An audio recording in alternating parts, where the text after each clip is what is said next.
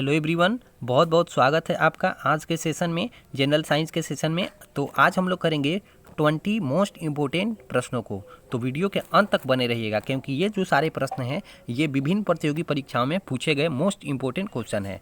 तो वीडियो के अंत तक रहिएगा और पूरा वीडियो देखने के बाद आप बताइएगा कि आपने 20 प्रश्नों में से कितने प्रश्नों का सही उत्तर दिया है। तो चलिए शुरू करते हैं आज का प्रश्न। और आज का पहला प्रश्न है आपके सामने, वातावरण में सर्वाधिक मात्रा में पाई जाने वाली गैस है। और आपके सामने ऑप्शन है कार्बन डाइऑक्साइड, हीलियम, नाइट्रोजन और ऑक्सीजन। तो इस प्रश्न का सही उत्तर हो जाएगा nitrogen, option number C. Nitrogen जो है वायुमंडल में 78% पाया जाता है। इसके अलावा अगर अन्य गैसों की बात कर लें तो नाइट्रोजन के बाद ऑक्सीजन 21% पाया जाता है और इसके बाद कार्बन 0.003% पाया जाता है। अब देखते हैं नाइट्रोजन के कुछ उपयोग। देखिए, नाइट्रोजन का जो उपयोग होता है वह उच्च ताप मापने वाली तापमापी में नाइट्रोजन का उपयोग होता है। साथ ही विद्युत बल्बों में भी नाइट्रोजन का उपयोग होता है और अमोनिया के उत्पादन में भी मुख्य रूप से नाइट्रोजन का उपयोग होता है। और कृत्रिम गर्भाधान के लिए बैलों के साइमन को जो है नाइट्रोजन द्रव में ही रखा जाता है। तो ये थे कुछ नाइट्रोजन के उपयोग। देखते हैं क्वेश्चन नंबर आज का 2।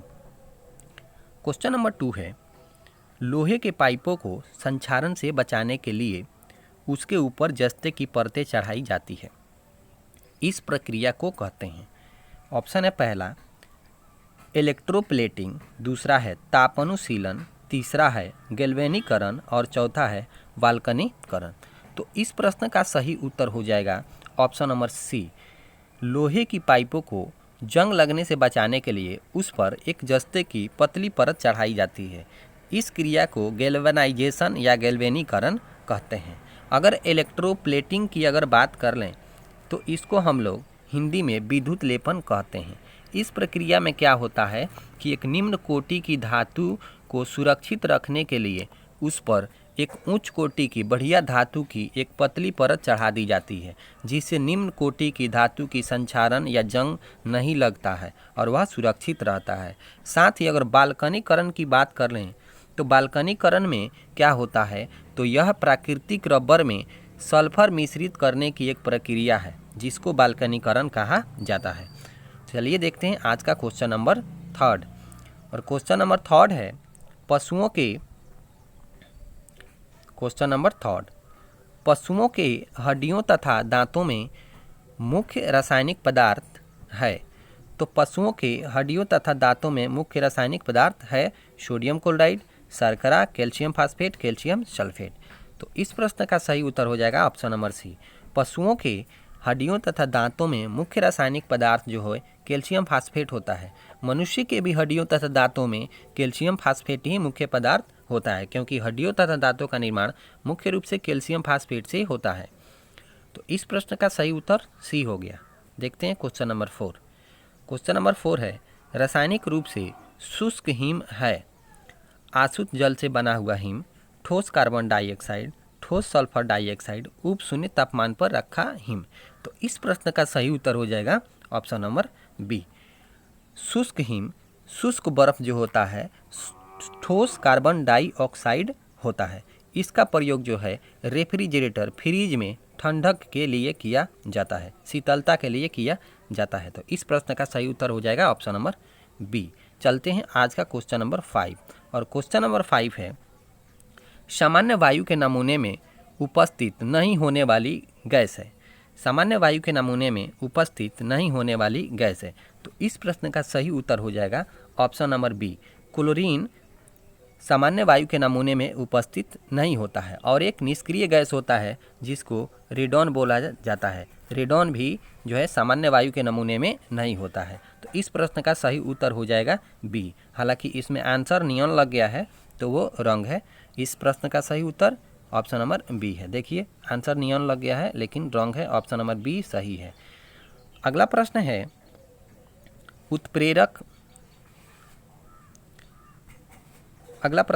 उत्प्रेरक यह पदार्थ है जो रासायनिक अभिक्रिया को रोक देता है, रासायनिक अभिक्रिया को प्रारंभ करने में सहायता करता है, रासायनिक अभिक्रिया की चाल को बदलता है और रासायनिक अभिक्रिया की चाल को घटाता है। तो इस प्रश्न का सही उत्तर हो जाएगा ऑप्शन नंबर सी। रासायनिक अभिक्रिया उत्प्रेरक वह पदार्थ है जो रासायनिक अभिक्रिया की चाल को बढ़ा देता है या बदल देता है। तो यहाँ बढ़ाता भी हो सकता है, रासायनिक अभिक्रिया की चाल को उत्प्रेरक बढ़ा देता है। तो इस प्रश्न का सही उत्तर हो जाएगा ऑप्शन नंबर सी। आज का क्वेश्चन नंबर देखते हैं 7, और क्वेश्चन नंबर 7 है कार्बन की न्यूनतम मात्रा होती है इस्पात में, कच्चा लोहा में, पिटवा लोहा में, ढलवा लोहा में। तो इस प्रश्न का सही उत्तर हो जाएगा ऑप्शन नंबर सी। पिटवा लोहा में कार्बन की सबसे न्यूनतम मात्रा होती है 0.12% से 0.25% तक इसमें कार्बन की मात्रा होती है।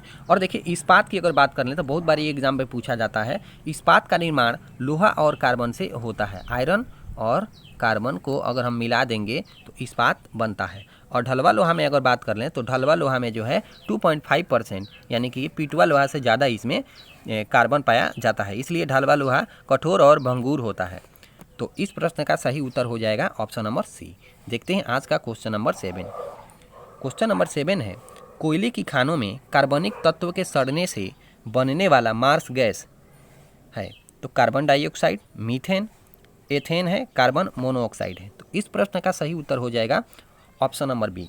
देखिए कोयले की खानों में या धान की खेतों में जहाँ भी कीचड़ उत्पन्न होता है, देखिए यहाँ पर सड़ने की बात किया है, सड़ने वाला मार्स है, तो जहाँ भी कीचड़ वगैरह उत्पन्न होता है वहाँ से मीथेन गैसें निकलती है, गोबर से भी मीथेन गैस ही निकलता है। तो इस प्रश्न का सही उत्तर हो जाएगा ऑप्शन नंबर बी।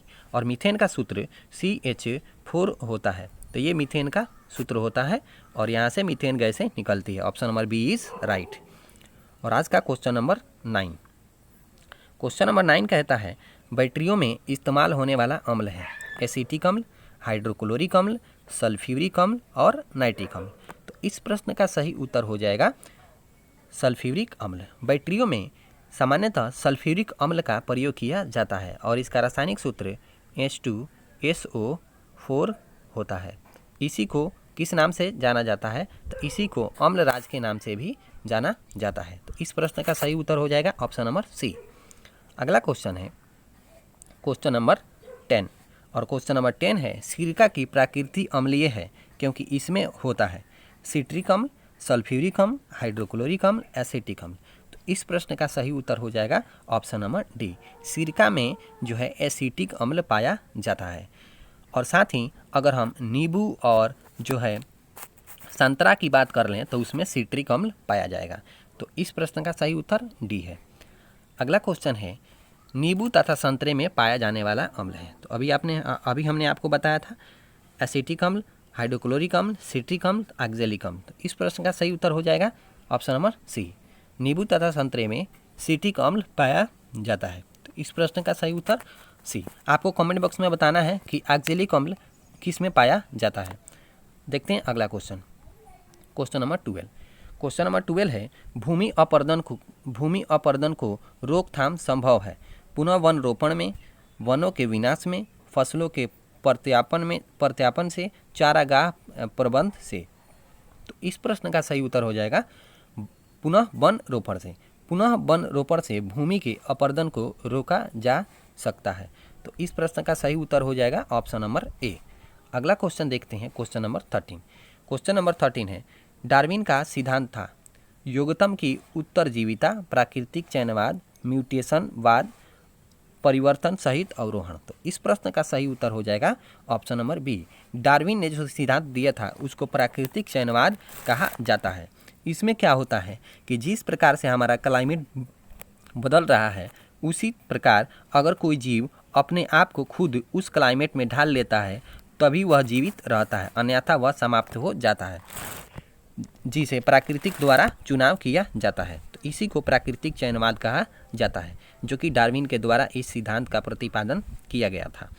और आज का क्वेश्चन नंबर 14 देखते हैं। 14 है सूर्य के प्रकाश से परावैंगनी विकिरण की क्रिया से क्या उत्पन्न होता है?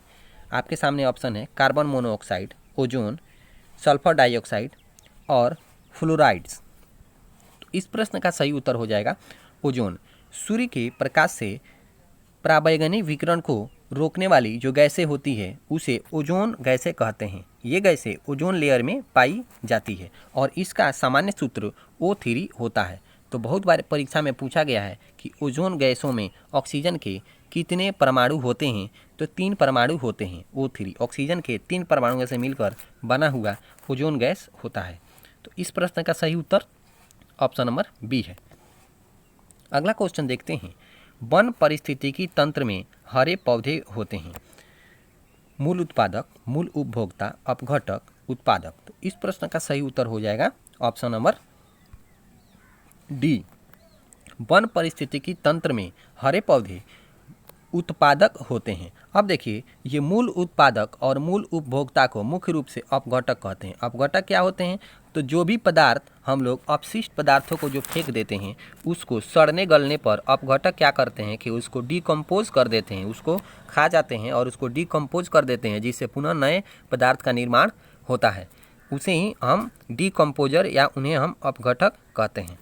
तो ये छोटे छोटे जो कीड़े होते हैं, बैक्टीरिया होते हैं, जो कि इसको सड़े गले पदार्थों को खाते हैं, वे डिकम्पोजर होते हैं, अपघटक होते हैं। तो इस प्रश्न का सही उत्तर डी है। अगला क्वेश्चन देखते हैं। जीवों तथा वातावरण के पारस्परिक संबंधों का अध्ययन कहलाता है। तो जीवों तथा वातावरण के पारस्परिक संबंधों का जो अध्ययन जो है कहलाता है इकोलॉजी। इकोलॉजी में जीवों तथा उनसे संबंधित वातावरण के संबंध का अध्ययन किया जाता है, जिसे हम इकोलॉजी कहेंगे। Option number B is right. अगला क्वेश्चन देखते हैं। वायुमंडलीय दाब को मापने के लिए आवश्यक है द्रव घनत्व मापी, बैरोमापी, अतितापी, ऊंचाई मापी। तो इस प्रश्न का सही उत्तर हो जाएगा ऑप्शन नंबर बी। बैरोमापी से वायुमंडलीय दाब को मापा जाता है। आज का क्वेश्चन नंबर देखते हैं 18। क्वेश्चन नंबर 18 है। हमारे शरीर पर वायुमंडल का दाब होते हुए भी हम उसे महसूस नहीं कर पाते हैं, क्योंकि हम इसके अव्यस्त हैं। हमारे शरीर की अस्थियां इतनी मजबूत हैं कि इस दाब को सहन कर सकते हैं। हमारे सिर का क्षेत्रफल बहुत कम है। हमारे शरीर में रक्त दाब वायुमंडलीय दाब से कुछ अधिक है।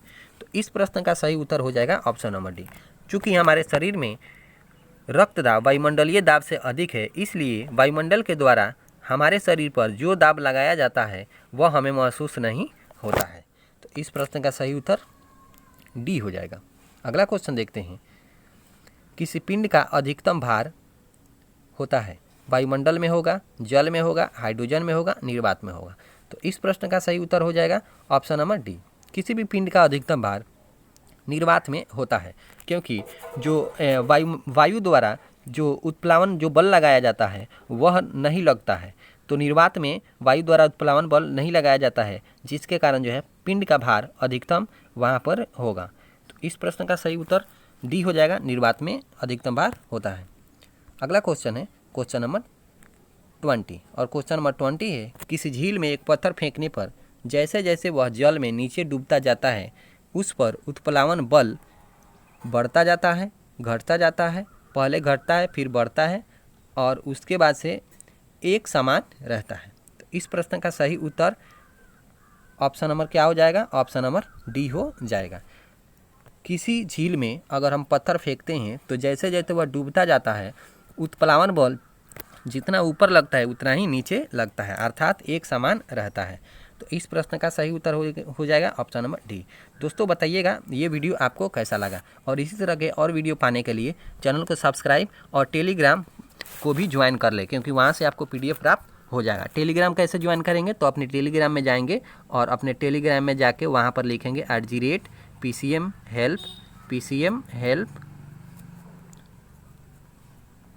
help लिखेंगे, तो वहाँ पर एक टेलीग्राम आएगा, उसको ज्वाइन करके आप वहाँ से PDF प्राप्त कर सकते हैं। तो थैंक यू फॉर वॉचिंग। फिर मिलते हैं फिर अगले वीडियो में, तब तक के लिए धन्यवाद।